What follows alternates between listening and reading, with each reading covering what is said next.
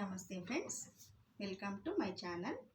ಇವತ್ತಿನ ವಿಡಿಯೋದಲ್ಲಿ ಯಾರಿಗಾದ್ರೂ ಬ್ಲೌಸು ಕಲ್ತ್ಕೊಳ್ಬೇಕು, ಹೊಲಿಗೆ ಟ್ರೈನಿಂಗ್ ಮಾಡಬೇಕು ಅಂತ ಆಸೆ ಇದ್ದು ಅವರು ಟ್ರೈನಿಂಗ್ ಶುರು ಮಾಡಬೇಕು ಅಂತ ಅಂದ್ಕೊಂಡಿದ್ರೆ ಅವರಿಗೆ ಏನೇನು ವಸ್ತುಗಳು ಬೇಕು, ಅವರು ಸ್ಟಾರ್ಟಿಂಗ್ ಕ್ಲಾಸ್ಗೆ ಹೋಗ್ಬೇಕಂದ್ರೆ ಅವ್ರ ಹತ್ರ ಏನೇನು ಇರಬೇಕು ಅನ್ನೋವಂಥ ವಿಡಿಯೋ ಇದು. ಅದ್ರ ಬಗ್ಗೆ ತಿಳಿಸ್ಕೊಡೋಣ ಅಂತ ವಿಡಿಯೋ ಮಾಡ್ತಿದ್ದೀನಿ.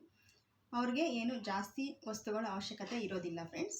ಅವರು ಸ್ವಲ್ಪ ಕಡಿಮೆ ವಸ್ತುಗಳು ತಗೊಂಡು ಟ್ರೈನಿಂಗ್ ಸ್ಟಾರ್ಟ್ ಮಾಡೋದು ಒಳ್ಳೆಯದು ಫ್ರೆಂಡ್ಸ್.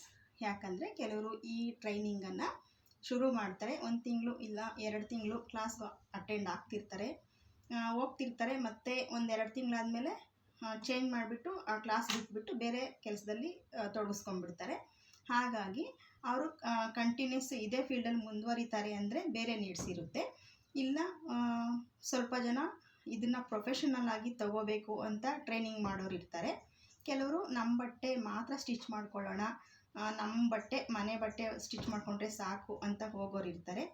ಮತ್ತು 1-2 ದಿನ ಟ್ರೈನ್ ಮಾಡಿ ಬಿಟ್ಬಿಡೋರು ಇರ್ತಾರೆ ಫ್ರೆಂಡ್ಸ್. ಹಾಗಾಗಿ ಫಸ್ಟ್ ಆಫ್ ಆಲ್ ಅವರಿಗೆ ಜಾಸ್ತಿ ಅಮೌಂಟ್ನ ಖರ್ಚು ಮಾಡಿ ಬೇಕಾಗಿರೋ ವಸ್ತುಗಳೆಲ್ಲ ತಗೊಂಡ್ರೆ ವೇಸ್ಟ್ ಆಗುತ್ತೆ ಅನ್ನೋ ಉದ್ದೇಶದಿಂದ ನಾನು ಈ ವಿಡಿಯೋ ಮಾಡ್ತಿದ್ದೀನಿ. ಸ್ವಲ್ಪ ಖರ್ಚಲ್ಲೇ ಕ್ಲಾಸ್ನ ಕಂಟಿನ್ಯೂ ಆಗಿ ಮಾಡ್ತಾ ಕಂಪ್ಲೀಟ್ ಮಾಡಿಕೊಂಡು ಆಮೇಲೆ ಪ್ರೊಫೆಷನ್ ಆಗಿ ತಗೊಳ್ಳೋರಿಗೆ ವೇಸ್ಟ್ ಆಗೋಲ್ಲ ಫ್ರೆಂಡ್ಸ್. ಅವ್ರು ಎಷ್ಟೇ ದುಡ್ಡು ಕೊಟ್ಟು ಮೆಟೀರಿಯಲ್ಸ್ ತಗೊಂಡಿದ್ರೆ ಅವ್ರಿಗೆ ವೇಸ್ಟ್ ಆಗೋದಿಲ್ಲ. ಹಾಗಾಗಿ ತುಂಬ ದುಡ್ಡು ಖರ್ಚು ಮಾಡಿ ಮೆಟೀರಿಯಲ್ಸ್ನ ಫಸ್ಟೇ ಪರ್ಚೇಸ್ ಮಾಡೋದು ಬೇಡ ಅಂತೇಳ್ಬಿಟ್ಟು ನಾನು ಹೇಳ್ತೀನಿ ಫ್ರೆಂಡ್ಸ್. ಮತ್ತು ಸಿಂಪಲ್ಲಾಗಿ ಅವರೊಂದು ಕ್ಲಾಸ್ಗೆ ಹೋಗ್ತಿದ್ದಾರೆ ಅಂತಂದರೆ ಅವ್ರಿಗೆ ಮೇಯ್ನ್ ಬೇಕಾಗಿರೋದು ಒಂದು ಮಷಿನ್ ಇರಬೇಕು ಫ್ರೆಂಡ್ಸ್. ಆದರೆ ಅವ್ರ ಹತ್ರನೇ ಇರಬೇಕು ಅಂತ ಇಲ್ಲ, ಅದು ಕ್ಲಾಸಲ್ಲಿ ಅದು 1 ಅವರ್ ಕ್ಲಾಸ್ ಆಗಿರ್ಬೋದು, ಇಲ್ಲ 2 ಅವರ್ ಕ್ಲಾಸ್ ಆಗಿರ್ಬೋದು. ಅವರು ಟ್ರೈನಿಂಗ್ ಟೈಮಲ್ಲಿ ಅಲ್ಲಿರೋ ಟ್ರೈನಿಂಗ್ ಮಷಿನ್ಸ್ ಇರುತ್ತಲ್ವ, ಅಲ್ಲಿ ಎಷ್ಟು ಟೈಮ್ ಕೊಡ್ತಾರೆ ಅಷ್ಟು ಟೈಮಲ್ಲೇ ಅವರು ಮಷಿನ್ ಟ್ರೈನಿಂಗನ್ನು ಮಾಡ್ಕೊಳ್ಬೋದು. ಅವ್ರು 1 ಅವರ್ ಕೊಡಲಿ, ಅರ್ಧ ಅವರ್ ಕೊಡಲಿ, ಒಂದೊಂದು ಕ್ಲಾಸಲ್ಲಿ ಒಂದೊಂದು ಥರ ವೇರಿಯೇಷನ್ ಇರುತ್ತೆ. ಅದು ಕೊಡೋದ್ರ ಕ್ಲಾಸಸ್ ನಡೆಸ್ತಾ ಇರ್ತಾರಲ್ಲ ಅವ್ರ ಮೇಲೆ ಡಿಪೆಂಡ್ ಆಗಿರುತ್ತೆ. ಕೆಲವ್ರಿಗೆ ಸ್ಟೂಡೆಂಟ್ಸು 20 ಮೆಂಬರ್ಸ್ ಇರ್ತಾರೆ ಅಂದರೆ ಅಲ್ಲಿ ಒಂದು 5 ಮಷಿನ್ 6 ಮಷಿನ್ ಇದ್ದರೆ ಅವರು ಟೈಮಿಂಗ್ಸ್ನ ಚೇಂಜ್ ಮಾಡಿ ಕೊಡ್ತಿರ್ತಾರೆ. ಹಾಗಾಗಿ 1/2 ಅವರ್ ಕೊಡಲಿ 1 ಅವರ್ ಕೊಡಲಿ, ಅವ್ರು ಕೊಡೋ ಟೈಮಲ್ಲೇ ಇವರು ಟ್ರೈನಿಂಗನ್ನು ಮಾಡ್ಕೊಳ್ಬೋದು. ಅದು ಮಷೀನು ಬೇಸಿಕ್ಕಾಗಿ ತುಳಿಯೋದು ಬಂದರೆ ಮತ್ತು ಬ್ಯಾಲೆನ್ಸು ಅದನ್ನು ಕಂಟ್ರೋಲ್ ಮಾಡೋದು, ಸ್ಟಾಪ್ ಮಾಡೋದು, ಮೂವ್ ಮಾಡೋದು ಅಷ್ಟು ಕಲ್ತ್ಕೊಂಡ್ರೇನು ಅವರಿಗೆ ಒಂದು 2 ಅವರಲ್ಲಿ ಕಲ್ತ್ಕೊಳ್ಳೋ ಅಂಥ ಸಾಧ್ಯತೆ ಇರುತ್ತೆ. ಅದಕ್ಕೋಸ್ಕರ ಅವರು ಫಸ್ಟ್ ಸ್ಟಾರ್ಟಿಂಗು ಬರೀ ಕ್ಲಾಸ್ಗೆ ಅಟೆಂಡ್ ಆಗಿ ಮನೆಗೆ ಬರ್ತಾರೆ ಹೋಗ್ತಾರಲ್ವ, ಅವ್ರಿಗೆ ಬೇಸಿಕ್ಕಾಗಿ ಏನು ನೀಡ್ಸ್ ಬೇಕು ಅನ್ನೋಂಥ ವಿಡಿಯೋ ಇದು ನೋಡಿ. ಬೇಸಿಕ್ಕಾಗಿ ಅವರಿಗೆ ಈ ಥರ ಒಂದು ಲಾಂಗ್ ಸ್ಕೇಲ್ ಇರಬೇಕು ಫ್ರೆಂಡ್ಸ್. ಈ ಥರ ಒಂದು ಸ್ಕೇಲ್ ಇದ್ದರೆ ಅವರಿಗೆ ಡ್ರಾಯಿಂಗ್ ಎಲ್ಲ ಕೊಡ್ತಿರ್ತಾರಲ್ವ, ಹಾಗಾಗಿ ಡ್ರಾಯಿಂಗ್ ಮಾಡ್ಕೊಳ್ಳೋದಕ್ಕೆ ಇದು ಅನುಕೂಲ ಆಗುತ್ತೆ. ಈ ಥರ ಒಂದು ಲಾಂಗ್ ಸ್ಕೇಲು, ಮತ್ತು ನೋಡಿ ಈ ಥರ ಒಂದು ನೋಟ್ಬುಕ್ಕು. ಇದು ನನ್ನ ಸಂಘದ ಬುಕ್ಕು, ಇದೇ ತೋರಿಸ್ತಿದ್ದೀನಿ ಎಕ್ಸಾಂಪಲ್ಲಾಗಿ. ಈ ಥರ ರಟ್ಟಿದ್ರೆ ಬೇಗ ಹಾಳಾಗಲ್ಲ, ಅವ್ರು ಕೊಟ್ಟಿದ್ದ ನೋಟ್ಸ್ನ ಆರಾಮಾಗಿ ಇದು ಬರ್ಕೊಳ್ಬೋದು. ಅದಕ್ಕೆ ಈ ಥರ ರಟ್ಟಿರೋಂಥದ್ದು ತೊಗೊಂಡ್ರೆ ತುಂಬ ವರ್ಷಗಳು ಅದು ಬಾಳಿಕೆ ಬರುತ್ತೆ. ಇನ್ನು ಈ ಥರ ಬರುತ್ತೆ ಅಂದರೆ ಈ ಥರ ಲಾಂಗ್ ನೋಟ್ಬುಕ್ಕಿಂತ ಇದು ಬೇಗ ಹಾಳಾಗುತ್ತೆ. ಅದಕ್ಕೆ ಈ ಥರದ್ದೇ ನಾನು ತೋರಿಸ್ತಿದ್ದೀನಿ. ಈ ಥರ ಇದ್ದರೆ ತುಂಬ ವರ್ಷಗಳು ಬೇಕಾಗುತ್ತೆ. ಇದು ನೋಟ್ಸು ನಾವು 10 ವರ್ಷ ಬೇಕಾದ್ರೂ ಇಡ್ಬೋದು ಫ್ರೆಂಡ್ಸ್. ಇದು ನೋಟ್ಸು ನಮಗೆ ಕೆಲಸಕ್ಕೆ ಬರುತ್ತೆ. ಹಾಗಾಗಿ ಈ ಥರ ಚಿಕ್ಕ ಬುಕ್ಗಿಂತ ಲಾಂಗ್ ನೋಟ್ಬುಕ್ಕೇ ಬೆಟರು ಫ್ರೆಂಡ್ಸ್. ಯಾಕಂದರೆ ಇದು ಒಂದು ಕಡೆಗೆ ಡ್ರಾಯಿಂಗ್ ಮಾಡಿಬಿಟ್ಟು ಇನ್ನೊಂದು ಕಡೆಗೆ ಡೀಟೇಲ್ಸ್ ಬರ್ಕೊಳ್ಬೋದು. ಮತ್ತು ಈ ನೋಟ್ಬುಕ್ ಬಂದು ಅನ್ರೂಲ್ಡ್ ಆಗಿರಬೇಕು. ರೂಲ್ಡ್ ಇದ್ದರೆ ಅದು ಗ್ರಾಫ್ ಎಲ್ಲ ಮಾಡಬೇಕಾದ್ರೆ ನಮಗೆ ಅಷ್ಟು ಕಂಫರ್ಟ್ ಆಗಿರೋದಿಲ್ಲ. ಹಾಗಾಗಿ ಅನ್ರೂಲ್ಡೇ ತಗೊಳ್ಳೋಕ್ಕೆ ನಾನು ಸಜೆಸ್ಟ್ ಮಾಡ್ತೀನಿ ಫ್ರೆಂಡ್ಸ್.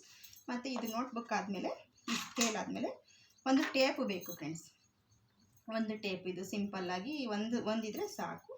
ಮತ್ತು ಟೇಪ್ ಆದಮೇಲೆ ನೋಡಿ ಒಂದು ಸೀಸರ್ ಬೇಕು. ಸೀಸರ್ ಏನು ದೊಡ್ಡದೇ ಬೇಕು ಅಂತೇನಿಲ್ಲ, ಚಿಕ್ಕ ಸೀಸರು ನಡೆಯುತ್ತೆ ಫ್ರೆಂಡ್ಸ್. ಈ ಥರ ಚಿಕ್ಕ ಸೀಸರ್ ಇದ್ದರೂ ಸಹ ನಡೆಯುತ್ತೆ. ಇದು ಅಂದರೆ ಒಂದು ಸಲ ತಗೊಂಡ್ರೆ ತುಂಬ ವರ್ಷಗಳು ಯೂಸ್ ಆಗುತ್ತೆ ಫ್ರೆಂಡ್ಸ್. ಈ ಥರ ಒಂದು ಸೀಸರ್ ಬೇಕು. ಮತ್ತು ಅಲ್ಲಿ ಮಾರ್ಕ್ ಮಾಡ್ಕೊಳ್ಳೋದಕ್ಕೆ ಮತ್ತು ನೋಟ್ಬುಕ್ಕಲ್ಲಿ ಬರ್ಕೊಳ್ಳೋದಕ್ಕೆ ಒಂದು ಪೆನ್ನು ಒಂದು ಪೆನ್ಸಿಲ್ ಇರಬೇಕು ಫ್ರೆಂಡ್ಸ್. ಮತ್ತು ಎರೇಸರ್ ಕಂಪಲ್ಸರಿ ಇರಬೇಕು. ಯಾಕಂದರೆ ಅದು ಡ್ರಾ ಮಾಡಬೇಕಾದ್ರೆ ರಾಂಗ್ ಮಾಡೋದು ಅದೆಲ್ಲ ಕಾಮನ್ ಆಗಿರುತ್ತೆ, ಅದನ್ನ ಅರಿಸಿ ಬರಿಬೇಕಾಗಿರುತ್ತೆ. ಹಾಗಾಗಿ ಎರೇಸರ್ ಕಂಪಲ್ಸರಿ ಇರಬೇಕು. ಒಂದು ಪೆನ್ನು, ಇದು ಡೀಟೇಲ್ಸ್ ಬರ್ಕೊಳ್ಳೋದು ಪೆನ್ಸಿಲಲ್ಲಿ ಕೆಲವ್ರು ಬರ್ಕೋತಾರೆ, ಪೆನ್ಸಿಲಲ್ಲಿ ಬರ್ಕೊಳ್ಳೋದು ಬೇಡ, ಪೆನ್ನಲ್ಲೇ ಬರ್ಕೊಳ್ಳಿ. ಪೆನ್ನಲ್ಲಿ ಬರ್ಕೊಂಡ್ರೆ ಎಷ್ಟು ವರ್ಷ ಬೇಕಾಗಿರೋ ನಾವು ಡೌಟು ಮರ್ತೋಗಿದ್ದೀವಿ ಅಂತಂದರೆ ಅದು ಬುಕ್ ತೆಗೆದು ನೋಡಿದಾಗ ನಮಗೆ ಸಿಗುತ್ತೆ ಅದು. ಮತ್ತು ಅಲ್ಲಿ ಮಷಿನ್ ಕ್ಲಾಸಲ್ಲಿ ಕೊಡ್ತಿರ್ತಾರಲ್ಲ ಫ್ರೆಂಡ್ಸ್, ನೀವು ಯಾವುದೇ ಕ್ಲಾಸ್ಗೆ ಅಟೆಂಡ್ ಆಗಿ ಅಲ್ಲಿ ಕೆಲವರು ಬಾಬಿನ್ ಕೇಸು ನೀವು ತೊಗೊಂಬರ್ಬೇಕು ಅಂತ ಹೇಳ್ತಿರ್ತಾರೆ, ಇಲ್ಲ ಕೆಲವರು ಅಲ್ಲೇ ಕೊಡ್ತಾರೆ.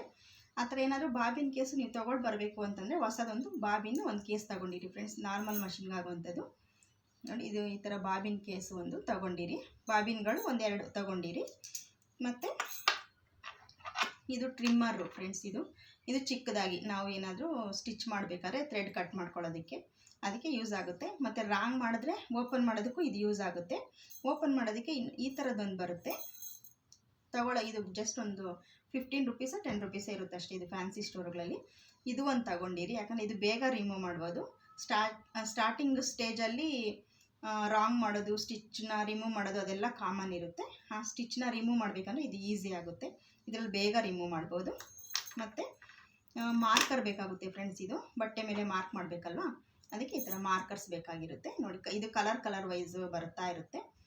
ಯಾವ್ದಾರು ಒಂದೆರಡು ಕಲರ್ ತೊಗೊಳ್ಳಿ, ಒಂದೇ ಕಲರ್ ತೊಗೊಂಡ್ರೆ ಆಗೋದಿಲ್ಲ. ಮತ್ತು ಅದೇ ಕಲರು ಈ ವೈಟ್ ತೊಗೊಂಡಿದ್ರೆ ವೈಟ್ ಕಲರು ನೀವು ಬಟ್ಟೆ ಮೇಲೆ ಏನಾದ್ರು ಮಾರ್ಕ್ ಮಾಡಬೇಕಂದ್ರೆ ಆ ಕಲರ್ ಕಾಣೋದಿಲ್ಲ. ಹಾಗಾಗಿ ಒಂದು 2-3 ಕಲರ್ದು ಮಾರ್ಕರ್ಸು ತೊಗೊಂಡಿರಿ. ಮಾರ್ಕರ್ಸ್ ತೊಗೊಂಡಿದ್ದಾದಮೇಲೆ ಮತ್ತು ಇದು ಸ್ಕೇಲ್, ಇದು ಕರ್ವು ಸ್ವಲ್ಪ ಸ್ಟಾರ್ಟಿಂಗಲ್ಲಿ ನೀಟಾಗಿ ಹಾಕೋಕ್ಕೆ ಬರೋದಿಲ್ಲ ಎಲ್ರಿಗೂ ಅಷ್ಟೇ. ಹಾಗಾಗಿ ಈ ಕರ್ವ್ ಸ್ಕೇಲ್ ಒಂದಿದ್ದರೆ ಅದು ಸ್ವಲ್ಪ ಐಡಿಯಾ ಬರುತ್ತೆ ಫ್ರೆಂಡ್ಸ್. ಇದರಲ್ಲಿ ಆಗ್ತಾ ಆಮೇಲೆ ನೀವು ಓನ್ ಹ್ಯಾಂಡಲ್ಲೇ ಹಾಕೋ ಥರ ರೆಡಿ ಆಗ್ತೀರಾ. ಹಾಗಾಗಿ ಈ ಥರ ಸ್ಕೇಲೂ ಒಂದು ತಗೊಂಡಿರಿ ಫ್ರೆಂಡ್ಸ್. ಇದು ಬೇಸಿಕ್ಕಾಗಿ ನಾನು ಹೇಳ್ತಿರೋದು ಫ್ರೆಂಡ್ಸ್ ಇದಕ್ಕೆ. ಮತ್ತು ಥ್ರೆಡ್ಸು ತೊಗೊಳ್ಬೇಕಾಗುತ್ತೆ ಫ್ರೆಂಡ್ಸ್. ಕೆಲವೊಂದು ಕ್ಲಾಸಲ್ಲಿ ಥ್ರೆಡ್ಸ್ ನೀವೇ ತರಬೇಕು ಅಂತ ಹೇಳ್ತಾರೆ, ಹಾಗಾಗಿ ಒಂದು 5-6 ಕಲರ್ ಥ್ರೆಡ್ಸು ತೊಗೊಂಡಿದ್ರೆ ಒಳ್ಳೆಯದು ಫ್ರೆಂಡ್ಸ್. ಮತ್ತು ಇದು ಬಿಟ್ಟು ಹಳೇದು ಬಟ್ಟೆ ಇರುತ್ತಲ್ವ ಮನೇಲಿ, ಹೊಸ ಬಟ್ಟೆಗೇನು ದುಡ್ಡು ಹಾಕೋ ಅವಶ್ಯಕತೆ ಇಲ್ಲ ಫ್ರೆಂಡ್ಸ್. ಸ್ಟಾರ್ಟಿಂಗಲ್ಲೇ ಹಳೇದು ಕಾಟನ್ ಸ್ಯಾರೀಸು, ಸ್ವಲ್ಪ ಸ್ಮೂತಾಗಿರುವಂಥ ಸ್ಯಾರೀಸ್ ಇರುತ್ತಲ್ವ, ಆ ಥರ ಸ್ಯಾರೀಸನ್ನು ತಗೊಂಡು ಅದನ್ನು ಸ್ವಲ್ಪ 1 ಮೀಟ್ರ್ 2 ಮೀಟ್ರ್ ಲೆವೆಲ್ಗೆ ಐರನ್ ಮಾಡ್ಕೊಂಬಿಟ್ಟು ನೀಟಾಗಿ ಕಟ್ ಮಾಡಿಬಿಟ್ಟು ಫೋಲ್ಡಿಂಗ್ ಮಾಡಿ ಕವರಲ್ಲಿ ಎತ್ತಿಟ್ಕೊಂಡು ನಡೆಯುತ್ತೆ ಫ್ರೆಂಡ್ಸ್. ಪಂಚೆಗಳು ಬರುತ್ತಲ್ವ, ಆ ಪಂಚೆಗಳೂ ಯೂಸ್ ಆಗುತ್ತೆ. ಮತ್ತು ಕಡಿಮೆ ರೇಟಿಂದು ಲೈನಿಂಗು ಸಿಗುತ್ತೆ ಆ ಶಾಪುಗಳಲ್ಲಿ. ಫಸ್ಟ್ ಸ್ಟಾರ್ಟಿಂಗೇ ನೀವು ಹೋಗ್ತಿದ್ದೀರಾ ಅಂತಂದರೆ ಅಮೌಂಟ್ ಏನು ಖರ್ಚು ಮಾಡ್ದಿರಾ ಮನೇಲಿರೋವಂಥ ಬಟ್ಟೆನೇ, ವೇಸ್ಟ್ ಬಟ್ಟೆನೇ ಯೂಸ್ ಮಾಡಿಕೊಂಡು ಹೊಲಿಗೆ ಹಾಕೋದು, ಸ್ಟಾಪ್ ಮಾಡೋದು, ಮಷಿನ್ನು ಕಂಟ್ರೋಲ್ಗೆ ತಗೊಳ್ಳೋದು, ಇಷ್ಟನ್ನ ಪ್ರಾಕ್ಟೀಸ್ ಮಾಡ್ತಾಯಿದ್ರೆ ಮತ್ತು ನೀವು ಅಮೌಂಟ್ ಖರ್ಚು ಮಾಡಿ ಹೊಸ ಬಟ್ಟೆ ತೊಗೊಂಡು ಸ್ಟಿಚಿಂಗ್ ಮಾಡ್ಕೊಳ್ಳೋದಕ್ಕೆ ಅವಕಾಶ ಇರುತ್ತೆ ಫ್ರೆಂಡ್ಸ್. ಇದು ಸ್ಟಾರ್ಟಿಂಗಲ್ಲೇ ಎಲ್ರಿಗೂ ಒಂದಿಂದಲೇ ಮಷಿನ್ ಕಂಟ್ರೋಲು ಬರುತ್ತೆ ಅಂತ ಹೇಳೋಕ್ಕಾಗಲ್ಲ. 1-2 ದಿನ 1-3 ದಿನ ಆ ಥರ ಮಷಿನ್ ಕಂಟ್ರೋಲಿಂಗೇ ಫಸ್ಟ್ ಕಲ್ತ್ಕೊಂಡ್ರೆ ಆಮೇಲೆ ಸ್ಟಿಚ್ಚು ನೇರವಾಗಿ ಹಾಕೋದು, ಕ್ರಾಸಾಗಿ ಹಾಕೋದು, ಆ ರೀತಿಯೆಲ್ಲ ಟ್ರೈನ್ ಮಾಡಿ ಪ್ರಾಕ್ಟೀಸ್ ಮಾಡ್ತಾಯಿದ್ರೆ ಬರುತ್ತೆ ಫ್ರೆಂಡ್ಸ್ ಇದು. ಮತ್ತು